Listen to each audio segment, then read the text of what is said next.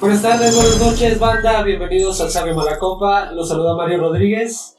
Empezando, primer capítulo, tercera temporada y seguimos vivos. Cheque, muy buenas noches. Gracias por seguir aquí. ¿Qué tal? A la hora en la que te esté llegando este audio, que todo te esté saliendo bien. Estamos en febrero 2023, iniciando la temporada. Pero recuerda que este audio se queda en la nube del internet, así que si nos escuchas en 2024, que todo te esté saliendo bien. Y si eres un viajero en el tiempo y nos escuchas en el 2019, cuidado porque viene la pandemia chido. Entonces vete haciendo tus precauciones. Seas bienvenido. Hoy tenemos mesa llena y manteles largos porque tenemos un invitado de alta talla, de mucha categoría, y dos invitadas que están con nosotros, Dani e Ingrid. Bienvenidos a la tercera temporada. Hola Dani, ¿qué tal? ¿Cómo estás? Hola, muchas gracias por la invitación. Me siento muy agradecida y muy halagada de estar aquí con el invitado especial de la noche.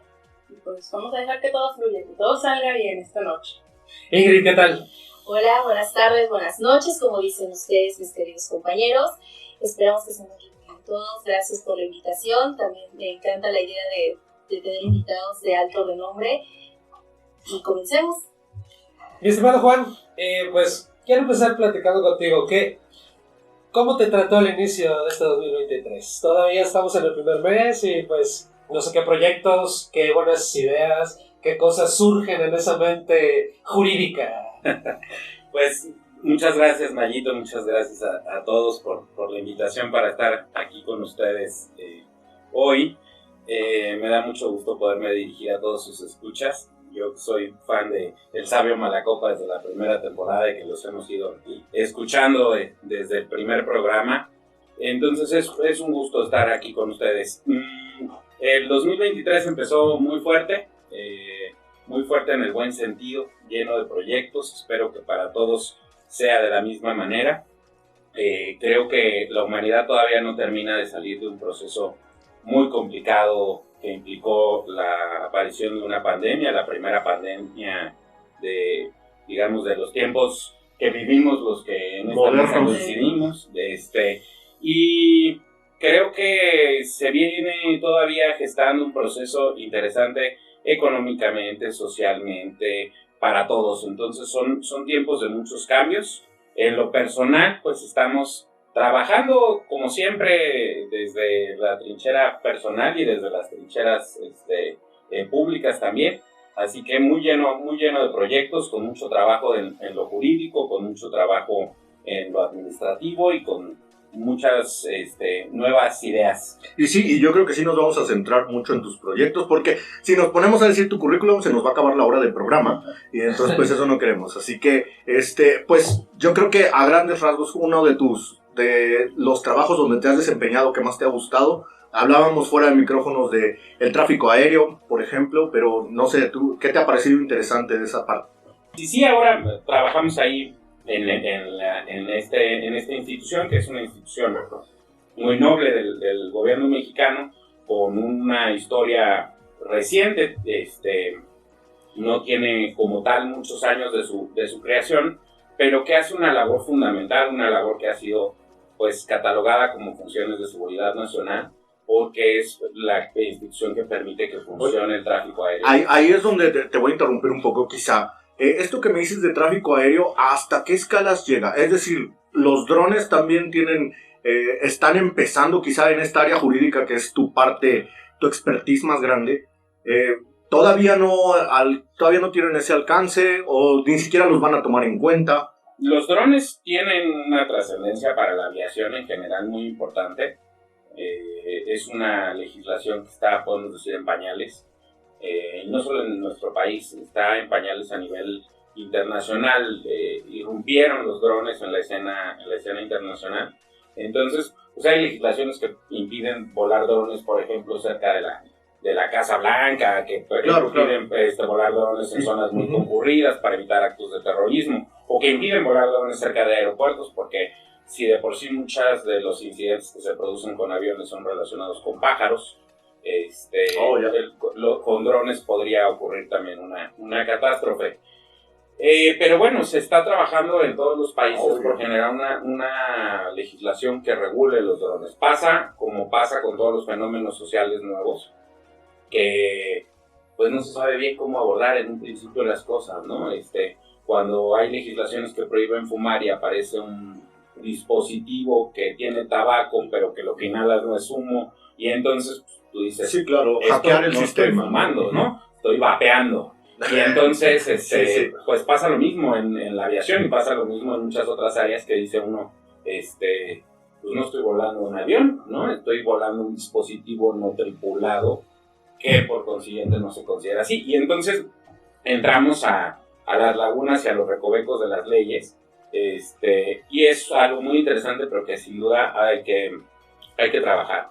Hay que trabajar a nivel internacional en generar una regulación para los drones que permita controlar además su crecimiento. Claro, como dices, es una carrera porque incluso, o sea, drones que están volando, filmaciones de series muy importantes, lo que están optando mejor es conseguir, bueno, o sea, se adelantan y ya ahora hay bazucas que tiran drones, ¿no? O sea, están especializadas nada más en eso, ¿no? Eso en lo que las leyes los van alcanzando, ¿no? Porque, por ejemplo, avionetas, eso sí pueden registrarlas un poco más fácil. Claro. Aquellas que se mueven, ya sabes, que a cierta altura. El tema de los drones es un fenómeno hasta para el derecho laboral, vinculándolo a lo que platicábamos en materia de seguridad social. Por ejemplo, ustedes van a un partido de fútbol y antes había un helicóptero sobrevolando que tenía un piloto y un camarógrafo. Y ahora el dron tiene la cámara y el piloto pues está en tierra y es piloto, es fotógrafo, es todo. Entonces, perdón, eso que se escuchó fue un dron que iba pasando, no es ninguna chela que se destapa, nada por el estilo. Continúe, maestro, con cosas. Entonces se vinculan todos los elementos. La tecnología viene siempre adelante de la capacidad que se tiene para regular y hay que ir regulando los procesos. Cuando hablamos de derecho, poniéndome un poquito jurídico, decimos que hay una cosa que se llama normas programáticas.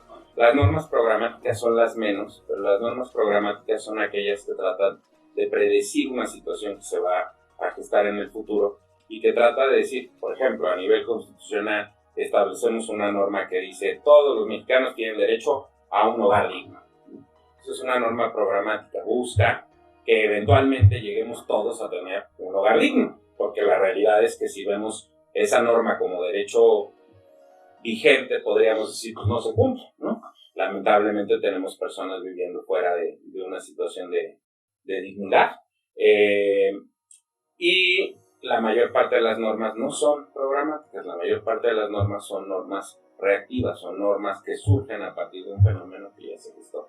Entonces, pues eso es lo que está pasando, claro, en este tema en específico y en muchos otros, digo solamente porque es el que se toca, ¿no? Claro, tú ves en el futuro quizá que se estén armando carreras, carreras facultativas, académicas, pues, de pilotos de drones, ¿sí? Quizá que sea una sección nada más, porque estaba yo platicando con un conocido que tiene un dron de $500,000 y dice, pues lo vuelo yo, dice, y lo ocupo y pues yo no veo una rama, y le doy un golpe y son $20,000 de compostura, dice. Y le digo, pues yo creo que podrías mejor, en vez de buscarlo tú, buscar un piloto. Y dice, pues no se me había ocurrido, no sabía que existía. Le digo, pues yo tampoco sé si existen, pero no, sí hay. Es una idea. Sí, ya sé que sí hay. Mira, no es mi área de expertise, mi formación pues, es jurídica y dentro del área jurídica me ha tocado especializarme tanto académica como profesionalmente en diferentes áreas, ¿no? Hemos pasado pues de colaborar en diferentes dependencias, de trabajar en diferentes temas. En concreto, la aviación pues es un área de expertise que he ido desarrollando y que nos tuvimos que poner a estudiar mucho para poder colaborar con estas circunstancias, con esta área, digamos, de conocimiento. No me queda duda de que se puede generar pilotos para volar drones. Muchos de los aviones, lamentablemente, la mente humana muchas veces lleva todo a lo bélico, pero muchos de los aviones o de los dispositivos no tripulados que existen en el mundo son para fines bélicos. Claro, y eso seguro tienen pilotos. O sea, seguro el ejército norteamericano tiene pilotos en tierra operando sus dispositivos no aéreos, que no distan en nada de un dron, ¿no? Es un dron grandote. Y hace rato, justo que me decías, ahora que mencionas un dron de $500,000, pues creo que los hay desde los 100. pesos. Sí, sí, claro. Esa es parte de la Está al problemática. alcance de todos, más bien es regular Que el puedo, uso. que puedo tener un niño de 8 años Sí. operando un dron que tiene como única finalidad ser un instrumento recreativo, o puedo tener a un piloto especializado operando un dispositivo no tripulado para un ejército de Claro. un país que a lo mejor está cargado con... ¿Ustedes con tienen misiles. registro de todas las personas que cuentan con estos drones ya especializados? Porque supongo que no es la misma capacidad o vuela tan alto un dron de 200 kilómetros pesos a uno de medio millón, No, como dice él. La función de esta dependencia es controlar el tráfico aéreo en los aeropuertos. O- Cada aeropuerto tiene diferentes funciones. Hay una institución, por ejemplo, que opera administrativamente los aeropuertos mismos. Hay autoridades de los aeropuertos. En materia de seguridad intervienen a veces seguridad privada, a veces Policía Federal, ahora Guardia Nacional, y a veces Marina, Ejército, de manera indistinta. Cada uno tiene una función específica. En esta dependencia lo que hacen los controladores de tránsito aéreo es dirigir a los aviones dentro, cuando entran a la zona del área de la torre de control, bajarlos en los aeropuertos y dirigirlos después. Por supuesto, además de las torres de control de los aeropuertos, hay centros que se llaman centros de control, centros radar, desde donde se dirigen otras alturas. El cielo se clasifica por alturas. Entonces la torre de control va a tener injerencia a partir de que se acerca a cierta proximidad y hasta el momento en que aterriza, y cuando despega hasta el momento que sale de ese círculo. Cuando sale de ese círculo y toma cierta distancia del aeropuerto y alcanza cierta altura, entonces tienes un centro de control radar desde el cual se dirige la altura de los aviones y la dirección que tienen que tomar. Muchas veces se dan instrucciones para que se sobrevuelen ciudades, ¿por qué? Porque tienes tránsito en un aeropuerto, por ejemplo, digamos el aeropuerto de la Ciudad de México, y para que no se te sature el espacio aéreo, tienes que mandarlos a dar vueltas. Y tienes a uno dándole la vuelta a Puebla, para bajar en Ciudad de México, tienes a otro dándole la vuelta a Querétaro, tienes a otro dándole la vuelta... En lo que se ocupan las pistas. Y Para van bajarlo bajando. un poquito más coloquial para la gente que nos escucha, es, digamos, trayéndolo aquí a la tierra, es lo que haría un tránsito manejando la ciudad. Sí. El chiste del control aéreo es que es como si vivieras en una ciudad, que así como en la Ciudad de México hay un segundo piso, todas las ciudades tuvieran 10 pisos. Y entonces tuvieras coches circulando en todas las direcciones, a lo largo de 10 pisos, y con orígenes completamente diversos. Vienen de todas las direcciones, no de sur, norte, centro, este y oeste, sino que vienen de cada una de las líneas que vienen de todos los lugares del mundo, de todas las ciudades. Entonces, tiene un nivel de complejidad muy diferente, pero sí, técnicamente sería decir, claro, viene, Bajando un poquito más, en palabras coloquiales. Claro.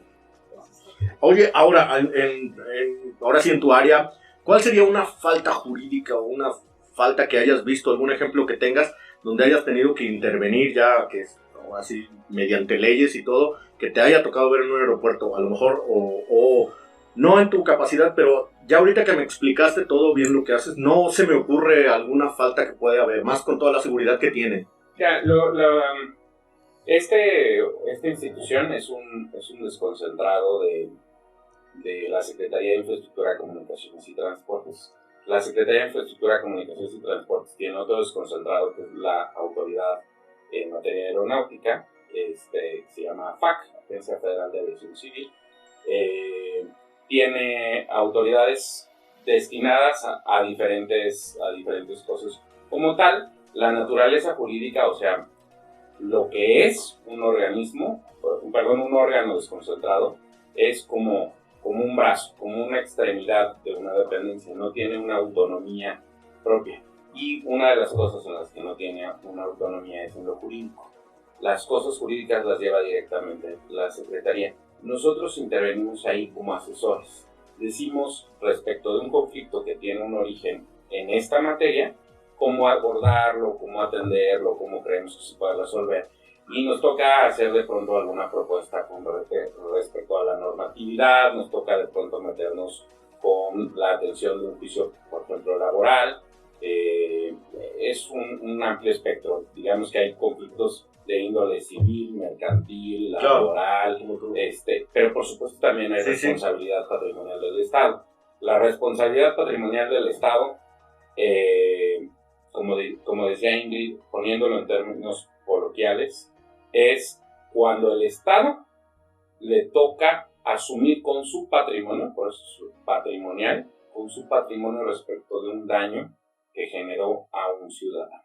Entonces, ¿cuándo hay responsabilidad patrimonial del Estado? Bueno, pues cuando por una decisión del Estado o una omisión del Estado se generó un daño al patrimonio de un ciudadano. Y esto va desde la jefa de gobierno que no pavimentó una vía primaria y se me vuela una llanta, y entonces hay una responsabilidad patrimonial del Estado para conmigo porque se dañó mi vehículo, mi llanta, por una omisión de un gobernante, o hasta una mala decisión gubernamental que implique un accidente de dimensiones superiores, que implique daños. Entonces, conflictos graves que se suscitan, pues se llegan a suscitar conflictos, por ejemplo, en que se producen daños económicos importantes a una aerolínea, o se producen daños importantes a un afectado por un accidente aéreo. Nosotros técnicamente asesoramos en ese tipo de cosas. Ahora, insisto, bueno, pues ahora me toca recientemente desempeñar una función allí, pero pues digamos que mi experiencia jurídica ha sido bastante diversa, ¿no? Nos ha tocado temas de seguridad social, de derecho laboral, nos ha tocado involucrarnos con circunstancias relacionadas con el derecho a la salud, con circunstancias relacionadas con el derecho a la educación. En la Secretaría de Educación estuve 4 años y en la Secretaría de Salud estuve otros 3 o 4. Entonces, y también con el desarrollo urbano, territorial, con el crecimiento de zonas urbanas, con el tratamiento a zonas no urbanas, a zonas rurales. Entonces, pues nos ha tocado un poquito de todo. Entonces te tocó, o no sé qué tan empapado estuviste con la cancelación del Texcoco. ¿Y qué opines ahí?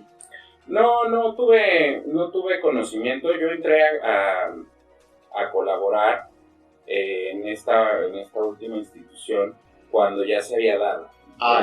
La invitación que a mí me hacen a colaborar a este lugar es relativamente reciente. Yo acabo de cumplir 1 año ahí. Y no tuve el conocimiento directo de cuando se dio el tema de la cancelación de Texcoco. Por supuesto que lo vivimos todos como ciudadanos, ¿no? Le dimos el seguimiento al magno proyecto de un gobierno, luego otro gobierno que nos dice ese proyecto no sirve, y luego se cancela, y luego que se gesta otro proyecto, y luego que se ejecuta ese otro proyecto, ¿no? Porque pues ya hay un aeropuerto en sustitución de ese operando desde hace un buen ratito. Desde agosto, me parece. Dándole un giro un poquito no tan técnico, que la verdad estuvo muy chido eso que compartiste. Eres catedrático de la UNAM, Juan. Cualquiera te preguntaría cuestiones académicas o cómo va el asunto en la cátedra tal cual. El plagio. El plagio. No, antes de entrar al plagio, antes de entrar a eso. ¿Cómo es una semana, un día entre catedráticos de la UNAM? ¿Llego, se llevan bien? ¿Se comparten información? ¿Cada quien está peleando por quién tiene más, no sé, visualías en TikTok? O todo es cachún, rara. Exactamente. Oye, pues una de mis pasiones es la academia. He disfrutado mucho durante mucho tiempo impartir mis clases, no solo en nuestra máxima casa de estudios, no solo en la Universidad de la Nación, sino en otras instituciones, tanto públicas como privadas. Es una de mis grandes pasiones, la actividad académica en general. Desde impartir clase, desde escribir libros o artículos para publicaciones de libros, generar investigación original, por supuesto, y impartir cátedra. Y la docencia es una cosa maravillosa. Yo creo que cada semestre el primer enriquecido y el primero que incrementa sus conocimientos es el docente, ¿no? En la actividad en la UNAM he tenido la oportunidad ya desde hace varios años de dar clases en la Facultad de Ciencias Políticas y Sociales. Doy una clase que se llama Derecho Internacional Público.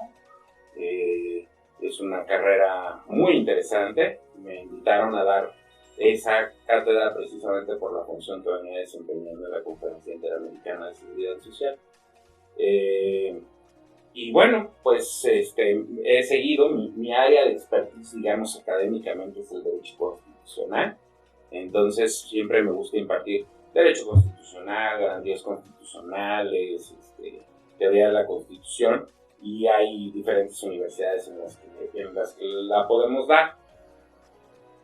Yo creo que toda institución con una complejidad como lo es la UNAM, y no sé si hay una institución con ese grado de complejidad, porque estás hablando de una institución que acumula más de 150 carreras, que tiene presencia a nivel nacional con las FES, con las facultades de estudios superiores que hay en Mérida, en Querétaro, en Oaxaca, a lo largo de toda la geografía nacional.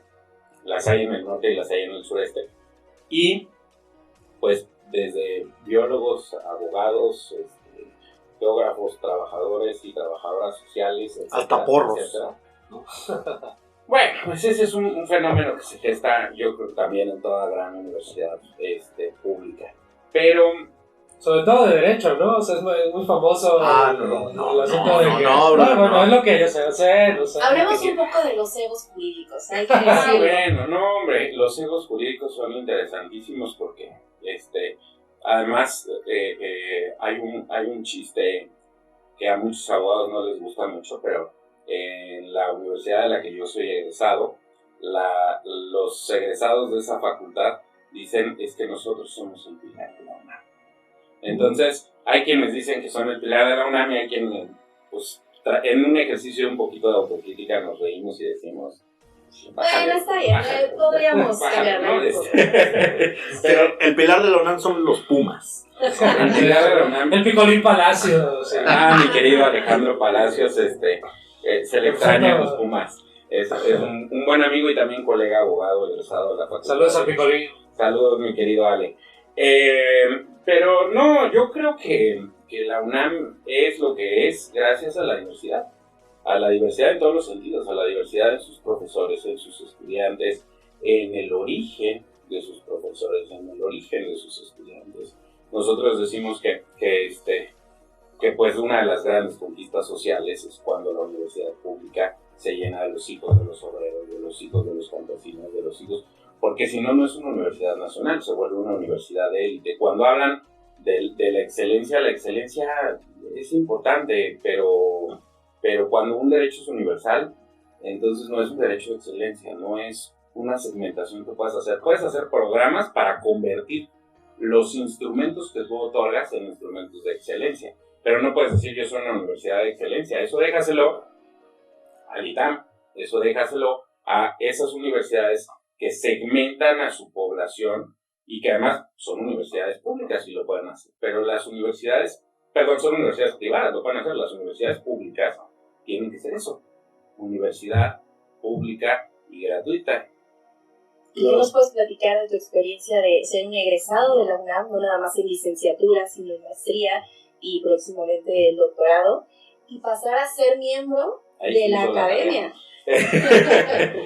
Pasar a ser miembro de la academia y ahora ser tú el que puedas tener la oportunidad de darle a los chicos esta experiencia jurídica. Bueno, la Universidad Nacional me ha dado todo.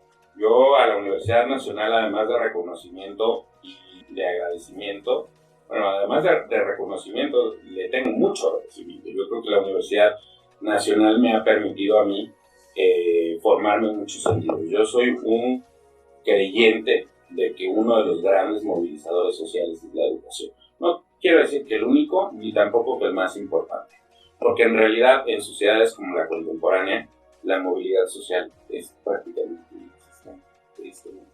Sí. Las posibilidades de que una persona que nace en pobreza, y gracias por aterrizarme cuando vean que me pongo técnico, ayúdenme, una persona que nace en pobreza tiene un altísimo porcentaje de empleo social. Entonces el fenómeno de movilidad social implica la transición de una persona de un segmento social a otro segmento social, de un estatus social a otro estatus social. Y entonces, ¿qué nos permite esa movilidad social? La educación. La educación es uno de los grandes factores que nos permiten esa movilidad. Entonces, la UNAM me dio mi licenciatura en Derecho y tuve la oportunidad de hacer estudios en una universidad en el extranjero, pero en la Complutense de Madrid, Que no es cualquier universidad. Sin pena, sin pena, dilo, Juan. Sabemos que no está a la altura de la UV, la Complutense, pero puedes decirlo. No, perdóname, tampoco los demerites como... Yo, a la Complutense le tengo también mucho cariño, pero no es la UNAM. Y la UNAM me dio también una maestría. Digo, en la Complutense estudiamos temas de derecho parlamentario, electoral y procesos legislativos. Buena parte del ejercicio privado, de la función privada en la que hemos ejercido ha sido en el ámbito electoral. Y uno de los grandes proyectos que afortunadamente tenemos 10 años trabajando, pero que ahora está más consolidado que nunca, es una consultoría que tenemos en materia no solo jurídica, sino vinculada con procesos electorales.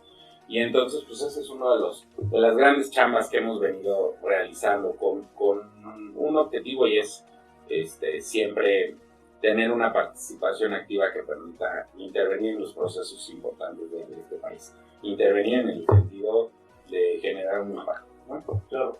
Pero, regresándome a mi querida Universidad Nacional, hice una maestría en Filosofía del Derecho, en Investigación y Docencia en la Universidad Nacional. Se llama concretamente Maestría en Derecho, pero tiene ese objetivo, el de enseñar sobre investigación, sobre filosofía, sobre docencia. Y ahora pues estamos cursando el doctorado, es un doctorado muy interesante, es un doctorado por investigación, pues, que plantea grandes retos en cuanto a procesos de aprendizaje, en cuanto a procesos de tratamiento de los temas de la agenda nacional, porque lo que se plantea uno como proyectos de investigación es qué temas están vigentes en la agenda pública. Y qué importante que lo menciones para todos aquellos que están estudiando.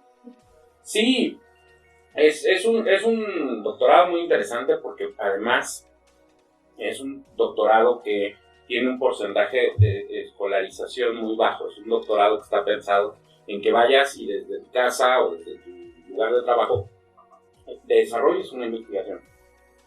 Y entonces, pues eso exige mucha disciplina, exige mucho compromiso, y creo que además exige una retribución social. Tiene uno que entender que está estudiando en una universidad que es gratuita para sus estudiantes, pero que sea gratuita para sus estudiantes no significa que sus costos no sean muy elevados. Y esos costos los cubre el pueblo, los cubrimos todos, los cubrimos aquellos que aportamos al erario público. Y entonces eso es un compromiso con la nación, precisamente. Entonces, pues hay que escoger temas que contribuyan al fortalecimiento de las instituciones, que contribuyan a la mejora de las normas jurídicas o de las normas o de las instituciones, etc. Y es una cosa muy interesante. Entonces yo estoy muy agradecido con la universidad, porque además de todo eso, te da amistades, te da círculos. Yo, buena parte de los grandes amigos que tengo en la vida, pues han sido personas con las que he estudiado, con las que he trabajado. Por supuesto, tengo muchos otros que no, y por eso me da mucho gusto estar presente aquí con ustedes. ¿Y te tocó algún maestro que dijeras, ay, sí me dio clase y, híjole, cómo me hizo sufrir? Y hoy estás a codo con él. Sí, hay muchas anécdotas. Tengo, por ejemplo, un querido amigo que cada vez que le recrimino, que además es con bastante frecuencia, no es cierto, pero sí, cada vez que tocamos el tema le recuerdo que cuando yo fui su alumno, por segunda vez, además cursé 2 materias con él, yo en toda la licenciatura tuve solamente un 6. y es un 6 que me puso este personaje y que además me lo puso diciéndome, sacaste 8 en el examen, pero como sé que pudiste haber dado más y que sacaste esa calificación por flojo, te voy a poner 6. Le dije, oye, espérate, pues si no es por flojo, yo trabajo, yo tal, y además me comprometí en el examen, y pues, si saqué 8, por lo menos déjame el 8. No, y a la fecha él sustenta e insiste en que no es cierto, en que esta circunstancia no pasó, que si me puso 6, fue porque saqué 6, ya lo he retado muchas veces a que busque el examen, pero no. Fue no porque tenía la hoja al revés. Es que era 9, pero no me di cuenta. Y a la fecha, pues nos vamos, por ejemplo, a ver a los Pumas con cierta frecuencia, hemos... te digo, tenemos muchos años de amistad y es un amigo que además de ser mi ex profesor, fue un formador en varios sentidos y que le tengo un gran cariño, pero eso no significa, querido Lalo, que te perdone el 6. Sí. Oye, ¿vas a los Pumas porque le agarraste cariño por tu alma mater o realmente ya por fuera dices, no, pues yo desde chiquito sí soy de azul y oro? No soy afecto a ver deportes, a verlos ni por televisión ni de manera física. No es una de las cosas que más me apasionen. Creo que con mucha gente pues disfrutamos un mundial o de pronto hay una final de televisión, de televisada, una final de una copa, de un algo. Y pues, si juega el Barça contra el Real Madrid, pues nos echamos el partido y nos divertimos. Claro, que es un evento que dices, sí, vale la pena porque va a ser de calidad, ¿no? Pero como universitarios hay mucho un sentido, afortunadamente, de identidad. Y como tal, un sentido de pertenencia. Y como sentido de pertenencia, pues los Pumas son parte de este sentido identitario de la Universidad de la Nación, ¿no? Como lo es el azul y oro, como lo es nuestro himno universitario, como es la cara de los Pumas y el escudo de la Universidad Nacional, y lo es también el equipo de fútbol, ¿no? Son símbolos. Y yo creo que los símbolos son importantes porque reafirman ese sentido de pertenencia. Entonces, cada vez que hay oportunidad y que nos ganamos por ahí algunos boletos con los amigos maestros o por alguna cosa, pues nos organizamos y tenemos un grupito ahí de 8 o 10 amigos profesores que somos asiduos a irnos cada 2 meses, cada mes, a ver cuando se puede haber un partido de los Pumas y cuando hay también. Hablando de manejos y partidos y jugadas y demás, ¿tú cómo ves, desde tu perspectiva, cómo han llevado o cómo se lleva la cuestión del plagio? Yo no voy a Barça. Ya se me había olvidado. Pues yo no voy a Barcelona. Siguiente pregunta.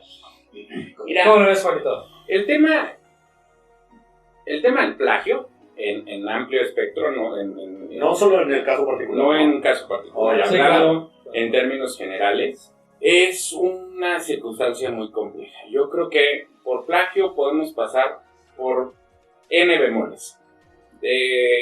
Hay plagio cuando revisamos una tesis de 300 cuartillas y encontramos un párrafo que está contenido en otra tesis y que se reprodujo de manera exacta en esa tesis, pues sí, probablemente hay plagio, aunque lo más probable es que al autor de la segunda tesis se le haya olvidado ponerle unas comillas al principio y al final, una tesis a pie de página. Y además creo que eso es algo que le puede ocurrir a cualquiera. Ahora, a raíz de esto, pero pues desde hace algunos años a nivel mundial, se han puesto en moda unos softwares de revisión. Sí, que te ayudan a ver si no hay copia, el grado de copia, ¿no? Y entonces siempre que tú metas un texto, y lo digo por experiencia propia, siempre que metas un texto de la autoría de que quieras, probablemente García Márquez, vas a encontrar un porcentaje que te indica como plagio, ¿no? Es un porcentaje de coincidencias. ¿Y por qué esas coincidencias? Bueno, porque a lo mejor tu texto contiene ciertas palabras y cierto vocabulario que a lo mejor utilizaste tú mismo en otro texto, o que utilizó un tercero, o que además, como estás haciendo citas, hay ya ciertas coincidencias. Eso es una cosa. Otro fenómeno que es interesantísimo es el del autoplagio. El fenómeno del autoplagio es un tema que se va a empezar a estudiar a profundidad y hay personas que lo han tratado. Es un fenómeno muy interesante porque ¿qué pasa si yo publico un texto recepcional, un trabajo recepcional, mi tesis de licenciatura, y al rato retomo ciertos temas de esos en mi maestría o en mi doctorado. Bueno, pues si retomo ciertos temas no hay mayor bronca, pero ¿qué pasa si yo tomo las 100 cuartillas de mi tesis de licenciatura y las noto en mi tesis? Ah, bueno, pero es que aquí estoy proponiendo otra cosa. Y si yo escribí los antecedentes sobre este tema y acá estoy hablando de algo que se deriva, ¿por qué no puedo usar algo que además es de mi autor? Entonces está interesante. Claro, si yo pretendo con la misma tesis titularme 3 grados diferentes, bueno, ahí creo que hay una cuestión muy, muy cuestionable. Y no te preocupes, Mayito, no he evado el tema. Regreso. Pero me parece que los antecedentes son importantes. Que ya le vi la carita claro. De que... Espérate, yo te pregunto otra cosa. Entonces, yo creo que ahí los límites son límites muy raros. Son límites muy delgados. Son límites que tenemos que ir explorando para entender hasta qué punto una cosa es plagio. O hasta qué punto puedo, por ejemplo, poner una nota en mi tesis y decir... los capítulos del 1 al 3 se encuentran también contenidos en la tesis de licenciatura que se presentó para obtener. Pero bueno, yo les voy a poner un ejemplo. Uno de mis temas, de mis líneas de investigación, han sido los organismos constitucionales autónomos, que es, creo que tema para un programa, porque es un tema amplísimo. Como el INE. Como el INE. Pero, ¿qué pasa? Que yo en una tesis me puse a hablar sobre los organismos constitucionales autónomos y su relación con las entidades federativas. Las entidades federativas, entendamos, la Ciudad de México y los 31 estados de México. Y estos organismos constitucionales que no son considerados por la legislación ni un poder como el Ejecutivo, el Legislativo y el Judicial, ni una dependencia subordinada. Están a la par de los poderes, pero no son poderes. El ejército entra ahí, ¿no? También. No. El ejército es parte de la administración pública centralizada que depende del poder ejecutivo. Pero hay muchas cosas que han dependido tradicionalmente del poder ejecutivo, como la parte electoral, como la parte de evaluación educativa, que ahora otra vez depende del poder ejecutivo, pero que se había separado en el INEE, que era el Instituto Nacional de Evaluación Educativa, como el INEGI, como el Banco Nacional que dicta las políticas públicas en materia de economía, etc. Y entonces, ¿cómo se relacionan estas instituciones con las entidades federales? Bueno, y luego llego y voy a hacer otra tesis y digo, ahora voy a hablar de cómo se relacionan estos constitucionales autónomos con los poderes mismos. Y resulta que en ambas tesis, para que se entienda cómo se relaciona una cosa con la otra, tuve que explicar qué son los organismos constitucionales autónomos. ¿Qué pasa ahí si yo tomo las páginas en las que yo, de mi puño y letra, hablé de eso en un libro? En exclusiva, Juan Rivas justifica su autoplagio. No es cierto, no es cierto, es broma, Juan. No lo hice, además, no lo hice, pero en caso de que lo hubiera hecho, eso es una de las cosas que se tiene que analizar. Cuando tú recuperas un texto de tu autoría y lo utilizas para 2 investigaciones, además señalándolo. Ahora, no, yo coincido contigo. Es como cuando tú hablas y retomas tus ideas y de ahí en otro tema o en otro ámbito tú estás sustentando con tus propios pensamientos hacia algo más. Es como cuando en el te desarrollo tienes que poner de el tema. mismo calzón pero le das la vuelta. Casi. O sea, huele diferente pero está limpio, ¿no? Más o menos. Bueno, ok. Sí, yo creo que lo del autoplagio está muy curioso porque pues de modo que no sea válido utilizar tus propias ideas para después desarrollar en otro tema la base para poder avanzar hacia otro objetivo. Claro. Gracias, Cheque, me dio sed. Ahora, pues decíamos nosotros, una cosa es el autoplagio, una cosa es que te cites, una cosa es que omitas realizar correctamente una cita de un texto que retomas de otro autor. Y otra cosa es aquellas investigaciones en donde se reproduce una investigación ajena sin otorgarle el crédito. Y entonces estamos ante un fenómeno muy grave, muy grave, porque es algo que primeramente habla de la ética de la persona. Entonces, ¿cuál es la ética de una persona que se atreve a ostentar como propio algo que no es suyo? Segundo, pues bueno, para empezar, las tesis a nivel global, los trabajos recepcionales, con el nombre que ustedes le quieran dar, TFM, trabajo de fin de grado, trabajo de fin de máster, trabajo de fin de maestría, tesis recepcional, el nombre que ustedes le quieran dar, tesina, son un requisito para obtener un grado. Y si yo copié un texto que no es de mi autoría, entonces no cumplí con un requisito para obtener el grado. Por lo tanto, entonces tengo derecho o no tengo derecho a ostentar el grado. Y entonces, pues tengo un querido amigo que fue mi maestro de Derecho Penal, también de esos con los que uno mantiene contacto, como me preguntabas, que decía, pues pena robar y que te cachen, ¿no? Así es que a quién cacharon, ese es el problema aquí. Y lo peor es que no le dio Saludos, don Enrique Peña Nieto. Sí, y lo peor es que no le han quitado nada y no creo que se lo vayan a quitar. Pero bueno, aquí entra otro tema que no sé si esté correcto decirlo, que están después de esto, o sea, como dicen coloquialmente, después del niño ahogado, vemos qué vamos a hacer. Aquí el punto es que lo quieren legislar, lo quieren regular después de lo que sucedió. Bueno, empezamos platicando eso. Decíamos que había normas programáticas y que había normas que surgen a raíz de fenómenos que no se habían explorado. El otro día, Denise Merkel le preguntaba a Leonardo Lomelí, que es nuestro secretario general de la UNAM, le decía, oye Leonardo, ¿y a poco no había pasado antes? Y Leonardo le decía, pues es que no hay ningún antecedente de que se haya tenido que someter a este procedimiento. Y entonces, ¿qué pasa? Que se dan circunstancias, decimos los abogados, circunstancias de hecho que generan derecho. Y eso es lo que tenemos, una circunstancia de hecho que está obligando a generar derecho. Malo sería que después de que, dirías tú, ahogado el niño, no taparan el pozo. Claro que cuando ya se ahoga el niño, pues lo primero que hay que hacer es tapar el pozo. Y además de que hay que tapar el pozo, hay que ponernos a investigar quién dejó el pozo ahí y quién se metió al pozo. Y sacar al niño.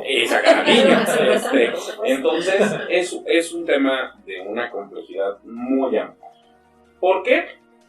Primero, porque hay alegatos de ambas partes respecto a la autoría.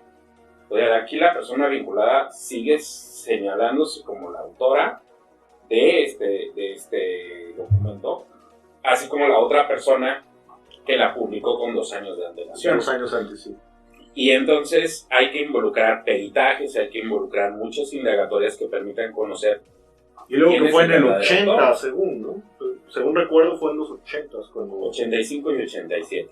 Una tesis es publicada en el 85, otra en el 87. Y entonces, pues esto exige un grado de complejidad, o establece un grado de complejidad más amplio. Ahora, una de mis queridas maestras de la maestría, la doctora Leticia Bonifaz, decía, es que muchos esperaban que el rector saliera con la antorcha a prenderle fuego a la hoguera. Y eso no pasó. Y en la hoguera estuviera la plagiaria. Pero más fuerte lo que decía Leonardo Lomelí en la entrevista con Merkel, y es algo muy cierto, que decía, si la legislación no establece un procedimiento específico para quitarle el grado, y nosotros por la presión social, no lo dijo con esas palabras, pero al menos lo que yo entendí de lo que él dijo, es, y nosotros salimos por la presión pública y le quitamos a la señora el título por la presión social, y la señora se ampara, porque para empezar, algún vínculo tiene con el Poder Judicial de nuestro país, Claro y que nos sí. gana el amparo. Imagínense cuál va a ser la presión social cuando ya nos ganó y se le tenga que regresar el grado, y entonces nosotros quedemos, además de como los que le prendieron fuego a la hoguera, como los que además le regresan el lo título. hicieron mal, exactamente. Entonces, sí hay muchas aristas.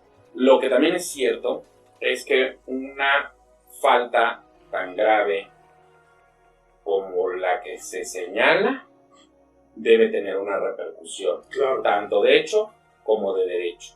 Y aquí creo que hay varias autoridades que están siendo omisas en su actuar, partiendo de la idea de que se lesiona la imagen pública de la Suprema Corte de Justicia de la Nación, se lesiona la imagen pública de la UNAM y se lesiona además la imagen de la justicia. Sí.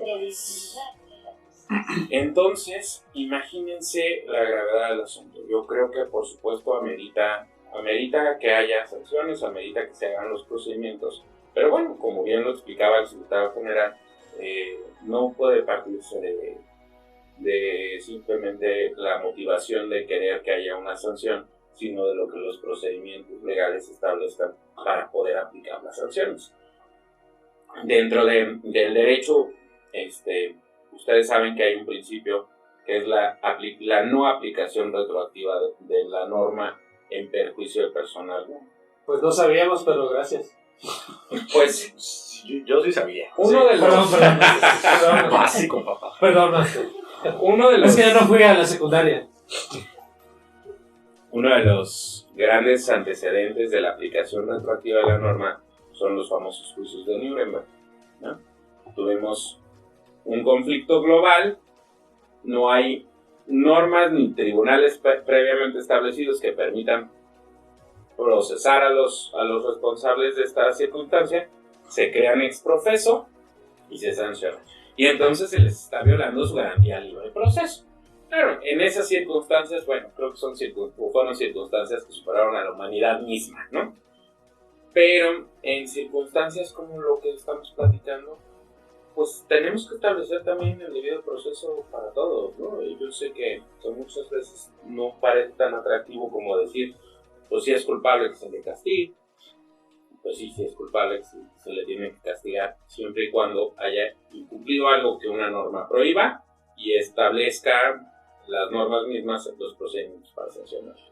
Sí, claro. Y como dices, lo estamos viendo, ya ahorita que lo aterrizas así, lo vemos como algo ya, o sea, bueno, es algo muy leve, ¿no? Pero como bien dices, tuvo que existir cosas para que se hicieran normas, como leyes de guerra que a lo mejor conoces, ¿no? Que está prohibido disparar el paracaidista mientras va cayendo, ¿no? Eso yo no sabía, ¿no? O sea, obviamente alguien ya, es como el letrero, no alimentes al mono, es porque alguien ya le aventó cacahuate. No, cuando alguien se rindió, ¿no? En la guerra, que ya no puedes tomar como preso, pero no puedes humillarlo. Que si no recuerdo, o corríjanme, así se originó parte del conflicto de la Malvinas, ¿no? Por una falta de respeto a derechos de guerra, no sé cómo se le llame, ¿no? ¿Una parte del conflicto de qué? De las Malvinas, ¿no? La situación de que un soldado argentino humilló a un soldado inglés, se entera la reina y pues la historia ya la saben, ¿no? Las Malvinas son argentinas. Sí, pues digo, hay muchas circunstancias a lo largo de la historia que nos pueden señalar, ¿no? Casos de análisis y por supuesto en el derecho de guerra hay muchos escenarios en los que dicen, bueno, si ya se rindió el enemigo, aprésalo, pero no lo mates, ¿no? Exacto. Entonces, podemos encontrar muchas razones, pero acá, pues, es una circunstancia, una complejidad por donde se le vea. Primero, creo que una de las cosas que tendrán que hacer las autoridades, tanto universitarias como no universitarias, es deslindar responsabilidades, es comprobar quién es culpable de qué. Y a partir de ahí, analizar cuáles son las alternativas para sancionar eso. Y yo creo que el secretario general dejó bastante claro que una de las cosas que están analizando es cuáles son los posibles procedimientos para aplicar una sanción, ¿no? Sí, claro. Juan, hablando de conflictos políticos, ¿era más fácil o más difícil hacer política hace 20 años que ahora? ¿Tú qué opinas? Yo creo que todos hacemos política, que todos estamos haciendo todo el tiempo política. El primer paso es asumirlo, ¿no? Tenemos que entender que con nuestro actuar diario estamos haciendo un acto político. Y si nosotros entendemos que nuestro actuar tiene esa repercusión, entonces podemos darle esa importancia a nuestro actuar de todos los días. Y pues yo creo que se ha generado una democratización de la vida pública, no solo en nuestro país, sino a nivel global. Yo creo que las redes sociales, la posibilidad de que hoy desde un teléfono celular escriba un comentario y sea leído alrededor del mundo, genera una proximidad entre todos los ciudadanos de todas las edades con la vida pública del país, que no es lo mismo que hacer política, que yo insisto en que todos hacemos política. Entonces sí creo que se ha facilitado. También el hecho de que se facilite implica pues que existan muchas más personas haciendo vida pública en las naciones, y al haber muchas más personas pues se genera una mayor competencia. Pero la competencia siempre es sana.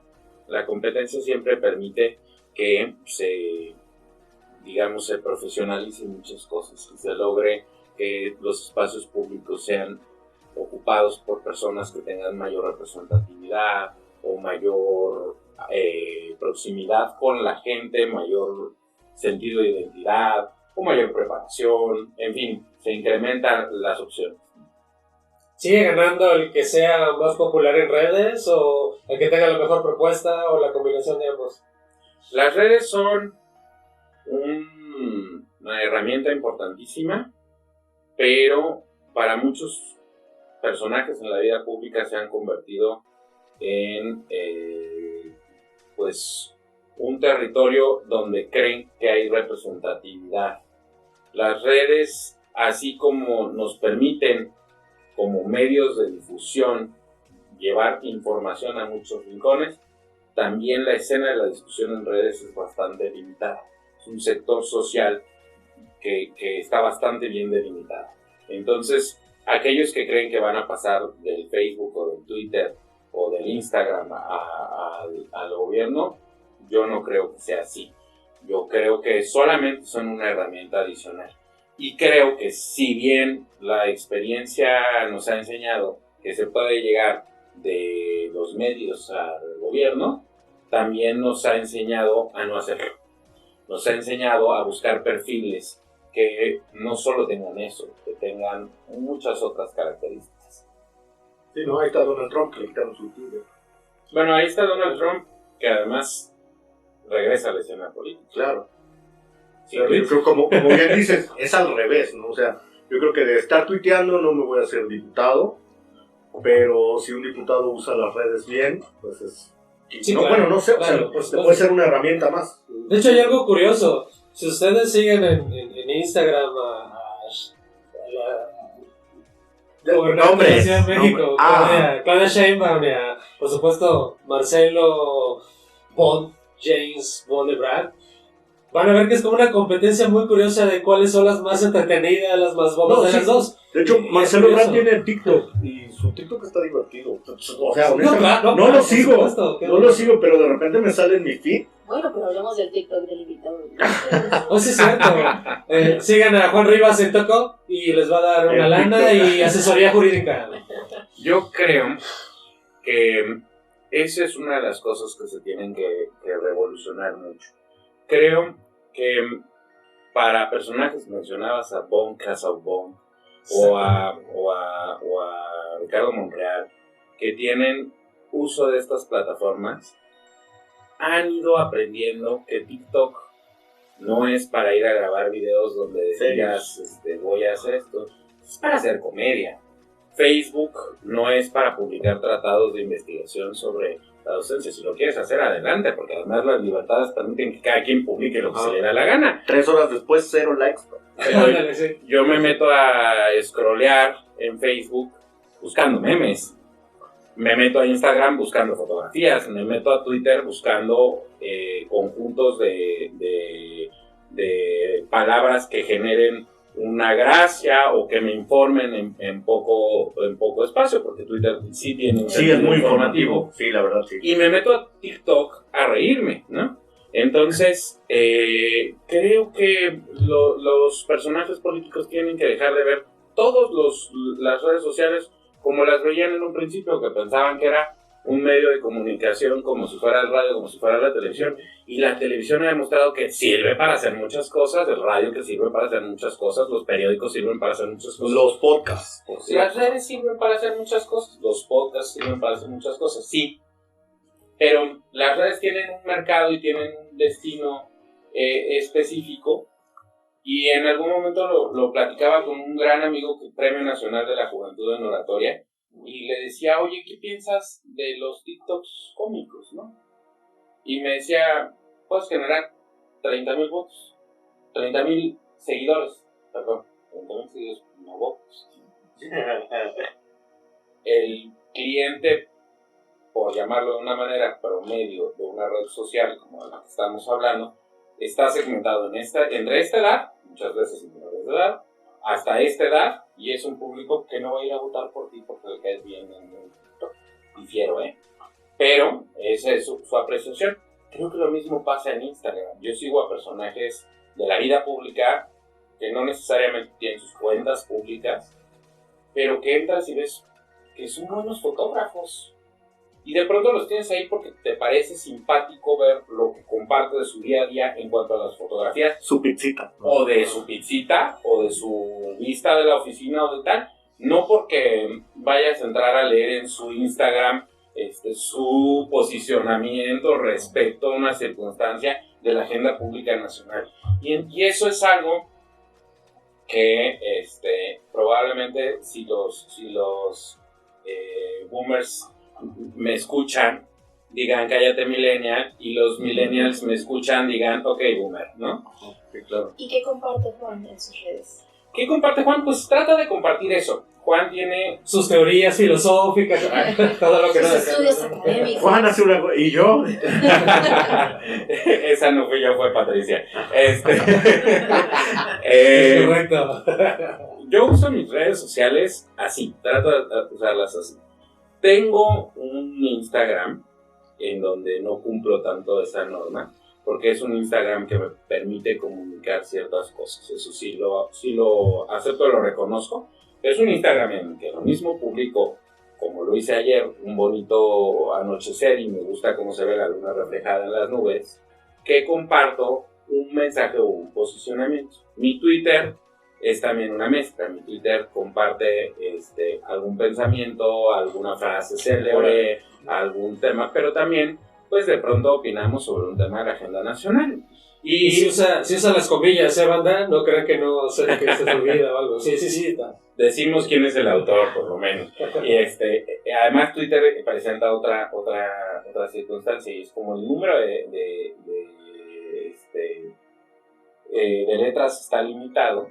Muchas veces te obliga a generar nuevas formas de comunicación y a ponerle al final un guioncito y quién escribió el texto original, porque las dos comillas a lo mejor te quitan mucho espacio, pero tú estás señalando quién es el autor.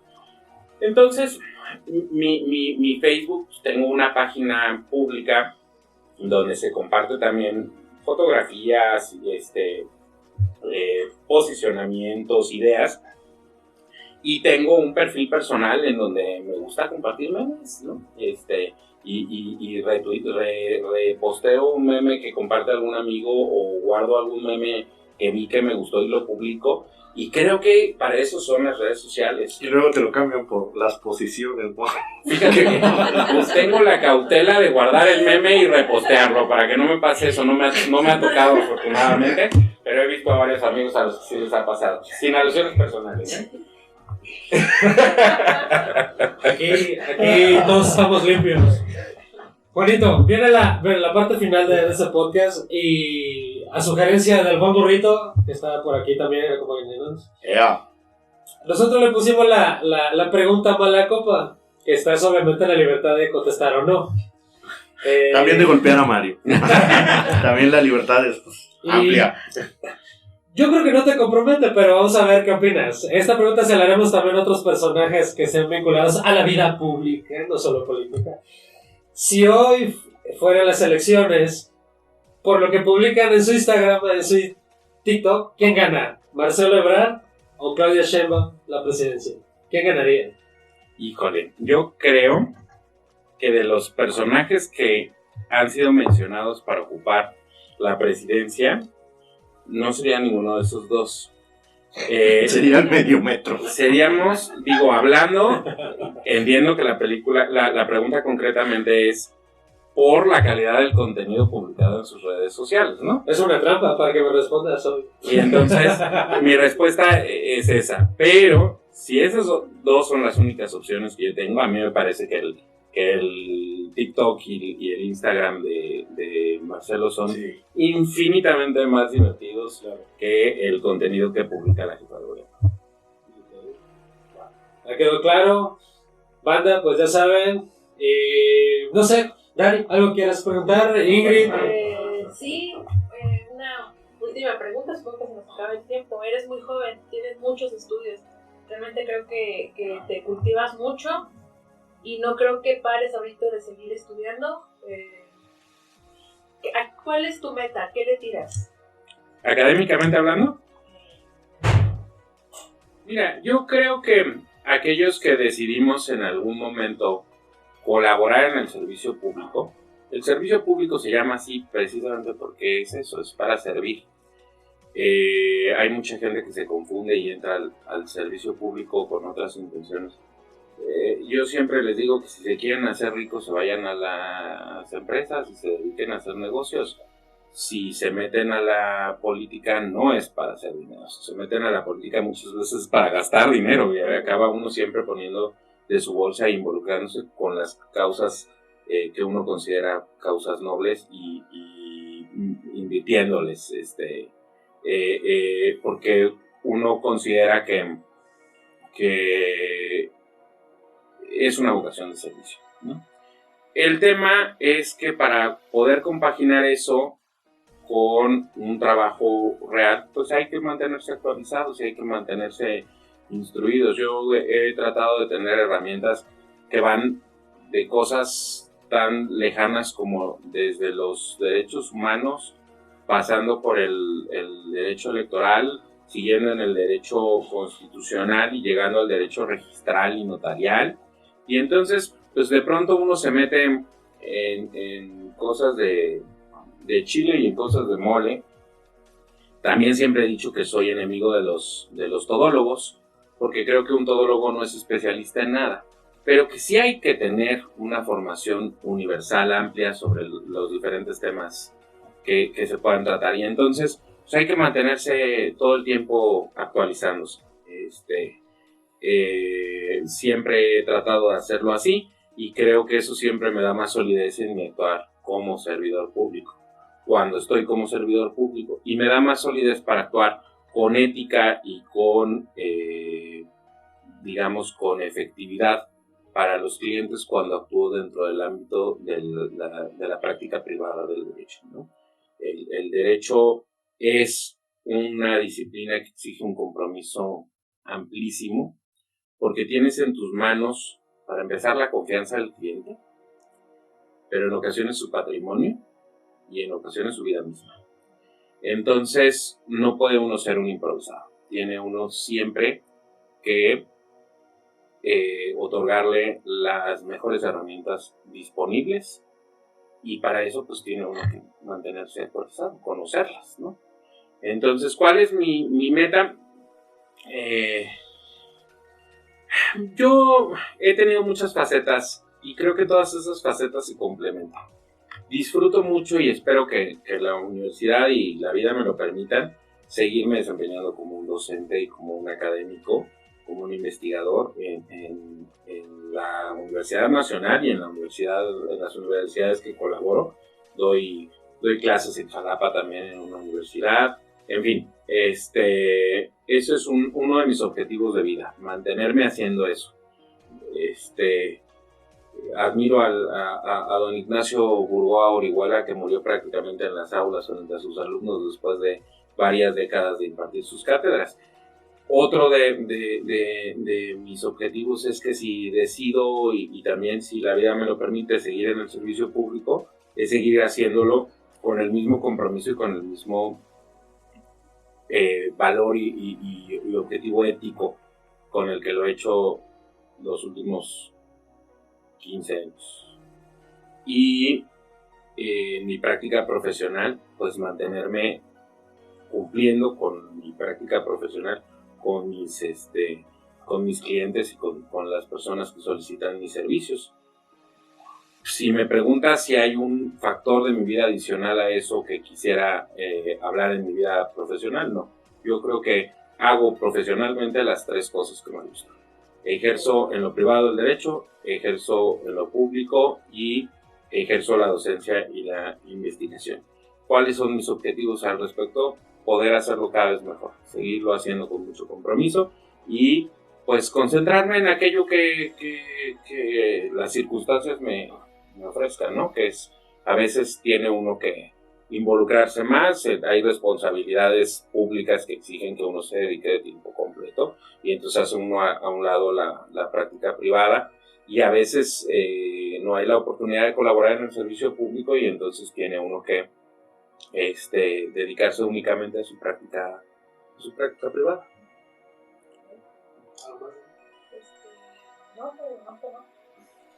Banda, pues ya nos estamos retirando. Agradezco a Ingrid Coutolén, a Cheque, a Dani y por supuesto Juanito Rivas. Muchas gracias por aceptarnos aquí en tu guarida, en tu oficina, en el lugar donde ahora sí que es tu sitio, es tu oficina, tu lugar de despacho. Y pues no sé, Cheque, Ingrid, No, pues Dani, algo que lo quieran yo agradecer a Mario, también mi invitado aquí de este podcast. Y no, pues agradecerte a ti más que nada, de verdad. Me llevo muchas cosas, también me quedo mucho con esa parte que dijiste de, no con esa palabra, pero sí tu ética, como mencionaste, que sabes dónde estás parado, sabes dónde viene el recurso que estás utilizando, y dices, pues este recurso es para mejorar ese mismo pueblo, ¿no? Que es el que nos está aportando. Entonces te agradezco mucho, de veras, que hayas aceptado la invitación a este podcast. Muchas gracias, invitado. Al contrario, como decía Diego Fernández de Ceballos, el agradecido soy yo de poder estar aquí con ustedes. Muchas gracias por la invitación y muchas gracias a los podcast escuchas, ¿cómo se les llama? Que nos permiten entrar a sus hogares con este contenido. Gracias, nada más me queda agradecerles por esta invitación. Gracias por darme la oportunidad de estar aquí contigo. Y sí, también muchas gracias por la invitación, por la oportunidad de participar, por conocerte. Realmente no tenía el gusto, me llevo muy buen sabor de boca de escuchar todo lo que nos has contado y pues ahí va a tener un seguidor más en tus redes sociales. Muchas gracias. Banda, pues ya lo saben, nos estamos yendo. Primer capítulo, tercera temporada. ¡Chao! Bye bye.